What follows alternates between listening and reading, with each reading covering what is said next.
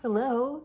Today we get to pick back up in First Kings. I thought we finished First Kings, but apparently we didn't. So today we pick up in First Kings chapter 2, verse 13 to 3, verse 15. Then Adonijah, the son of Haggith, came to Bathsheba, the mother of Solomon, and she said, "Do you come peacefully?" He said, "Peacefully." Then he said, "I have something to say to you." She said, "Speak." He said, "You know that the kingdom was mine and that all Israel fully expected me to reign. However, the kingdom has turned about and become my brother's, for it was his from the Lord." Wow, he recognized that, and yet he still tried to take it. Sorry, that's my 2 cents. "And now I have one request to make of you. Do not refuse me." She said to him, "Speak." And he said, "Please ask King Solomon, he will not refuse you, to give me Abishag the Shunammite as my wife." Bathsheba said, "Very well, I will speak for you to the king." So Bathsheba went to King Solomon to speak to him on behalf of Adonijah, and the king rose to meet her and bowed down to her. Then he sat on his throne and had a seat brought for the king's mother, and she sat on his right. This should be a Mother's Day message right here. I love this. Then she said, "I have one small request to make of you. Do not refuse me." And the king said to her, "Make your request, my mother, for I will not refuse you." She said, "Let Abishag the Shunammite be given to Adonijah, your brother, as his wife." King Solomon answered his mother, "And why do you ask Abishag the Shunammite for Adonijah? Ask for him the kingdom also, for he is my older brother, and on his side are Abiathar the priest and Joab the son of Zeruiah." Then King Solomon swore by the Lord, saying, "God do so to me, and more also, if this word does not cost Adonijah his life." Wow. "Now therefore, as the Lord lives, who has established me and placed me on the throne of David my father, and who has made me a house as he promised, Adonijah shall be put to death today." Wow. So King Solomon sent Benaiah the son of Jehoiada, and he struck him down, and he died.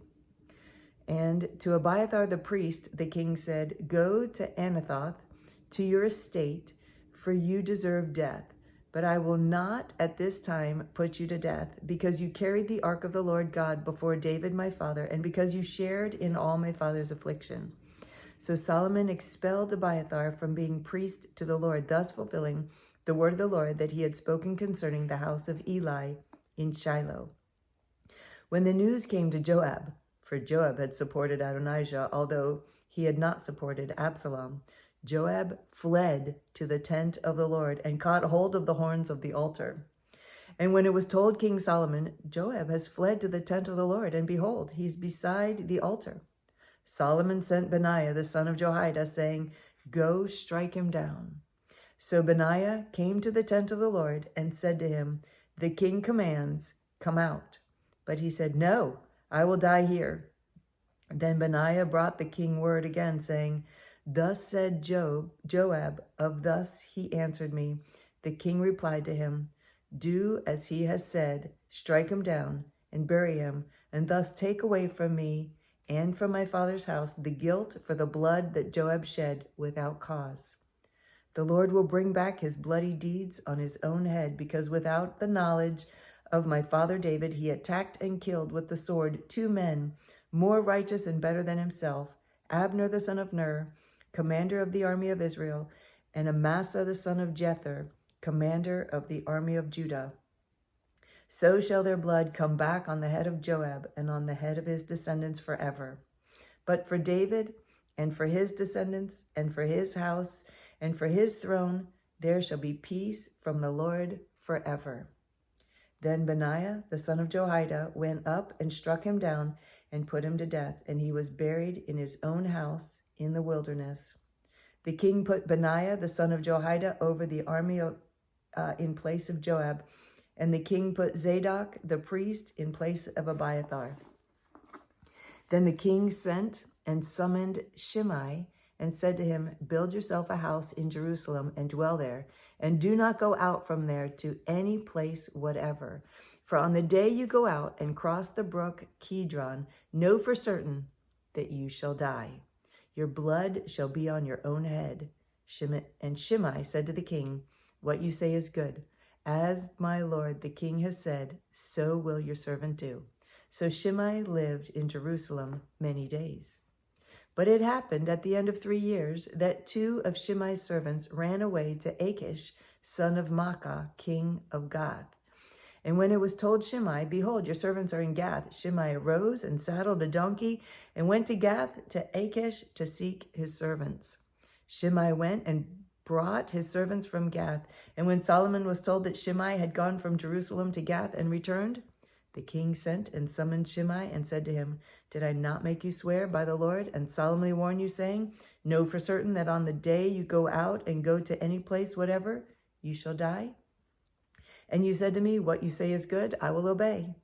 Why then have you not kept your oath to the Lord and the commandment which I commanded you? The king also said to Shimei, you know in your heart all the harm that you did to David my father, so the Lord will bring back your harm on your own head. But King Solomon shall be blessed, and the throne of David shall be established before the Lord forever. Then the king commanded Benaiah the son of Jehoiada, and he went out and struck him down, and he died. So the kingdom was established in the hand of Solomon. Chapter 3. Solomon made a marriage alliance with Pharaoh, king of Egypt. He took Pharaoh's daughter and brought her into the city of David until he had finished building his own house and the house of the Lord and the wall around Jerusalem. The people were sacrificing at the high places, however, because no house had yet been built for the name of the Lord. Solomon loved the Lord, walking in the statutes of David his father let me say that again. Verse 3, Solomon loved the Lord, walking in the statutes of David his father. Only he sacrificed and made offerings at the high places. And the king went to Gibeon to sacrifice there.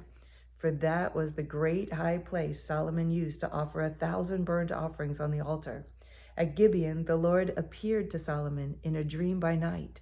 And God said, ask what I shall give you. Wow. If God said that to you, would you be ready for an answer? Would you be ready with a great answer? I believe Solomon was prepared for this question all of his life because he was very prepared for this answer. And Solomon said, you have shown great and steadfast love to your servant David, my father, because he walked before you in faithfulness, in righteousness, and in uprightness of heart toward you. And you have kept for him this great and steadfast love and have given him a son to sit on his throne this day. And now, O Lord my God, you have made your servant king in place of David my father, although I am but a little child. I do not know how to go out or come in. And your servant is in the midst of your people, whom you have chosen, a great people, too many to be numbered or counted for multitude. Give your servant, therefore, an understanding mind to govern your people, that I may discern between good and evil. For who is able to govern this your great people? What a great answer. What a great answer. I believe it came from his heart. I believe he was raised and trained to answer that question, to answer the Lord with a pure heart. And he did amazing. He did an amazing job. Verse 10, it pleased the Lord that Solomon had asked this, and God said to him, because you have asked this and have not asked for yourself long life or riches or the life of your enemies, but have asked for yourself understanding to discern what is right, behold, I now do according to your word. Behold, I give you a wise and discerning mind, so that none like you has been before you, and none like you shall arise after you. I give you also what you have not asked, both riches and honor, so that no other king shall compare with you all your days. And if you will walk in my ways, keeping my statutes and my commandments as your father David walked, then I will lengthen your days. What a blessing. Wow. God just gave him what he asked and more and more and more. Wow. And Solomon awoke, and behold, it was a dream. Then he came to Jerusalem and stood before the ark of the covenant of the Lord and offered up burnt offerings and peace offerings and made a feast for all his servants. It's interesting that it says he woke up and it was a dream, but it all came to pass. It was all so true. It all really, really happened. The conversation was a real conversation that happened while he was asleep in his dream. So cool. All right, 2 Chronicles 1, verse 1 through 13. Solomon, the son of David, established himself in the kingdom, and the Lord his God was with him and made him exceedingly great. Solomon spoke to all Israel, to the commanders of thousands and of hundreds, to the judges, and to all the leaders in all Israel, the heads of fathers' houses, and Solomon. Oh my goodness. There was a period there. That was the end of the sentence. Let's see. He spoke to everybody and the heads of all the fathers' houses, period. And Solomon and all the assembly with him went to the high place that was at Gibeon for the tent of meeting of God, which Moses, the servant of the Lord, had made in the wilderness, was there. But David had brought up the ark of God from Kiriath Jearim to the place that David had prepared for it, for he had pitched a tent for it in Jerusalem. Moreover, the bronze altar that Bezalel, the son of Uri, son of Hur, had made, was there before the tabernacle of the Lord. And Solomon and the assembly sought it out. And Solomon went up there to the bronze altar before the Lord, which was at the tent of meeting, and offered 1,000 burnt offerings on it. In that night, God appeared to Solomon and said to him, "Ask what I shall give you." And Solomon said to God, "You have shown great and steadfast love to David my father, and have made me king in his place. O Lord God, let your word to David my father now be fulfilled. For you have made me king over a people as numerous as the dust of the earth. Give me now wisdom and knowledge to go out and come in before this people. For who can govern this people of yours, which is so great?" And God answered Solomon, "Because this was your heart, and you have not asked for possessions, wealth, honor, or the life of those who hate you, and have not even asked for long life, but have asked for wisdom and knowledge for yourself, that you may govern my people, over whom I have made you king. Wisdom and knowledge are granted to you. I will also give you riches, possessions, and honor, such as none of the kings had who were before you, and none after you shall have the like." So Solomon came from the high place of Gibeon, from before the tent of meeting, to Jerusalem, and he reigned over Israel. 1 Kings 3:16 through 28. Then 2 prostitutes came to the king and stood before him. The one woman said, "Oh, my lord, this woman and I live in the same house, and I gave birth to a child while she was in the house. Then on the 3rd day after I gave birth, this woman also gave birth, and we were alone. There was no one else with us in the house, only we 2 were in the house. And this woman's son died in the night because she lay on him. And she arose at midnight, took my son from beside me while your servant slept, and laid him at her breast, and laid her dead son at my breast.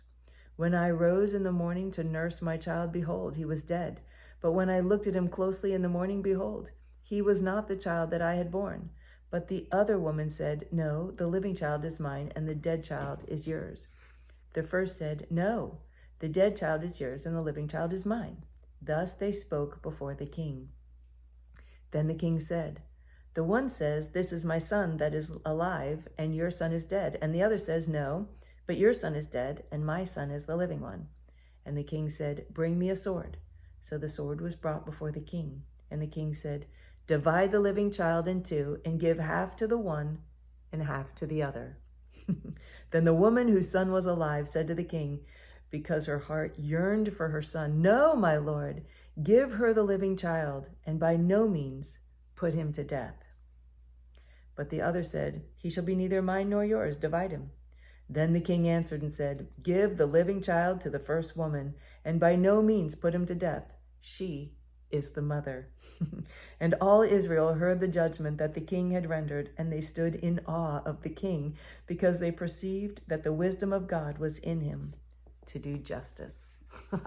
Such a great story. Such a great display of wisdom on the behalf of the king. I'm so glad they took the time to write this one down for us to read. So that's all for us for today. So we'll read again tomorrow. It's such a privilege to read with you. Thank you for joining me. I look forward to reading with you again tomorrow. I love you.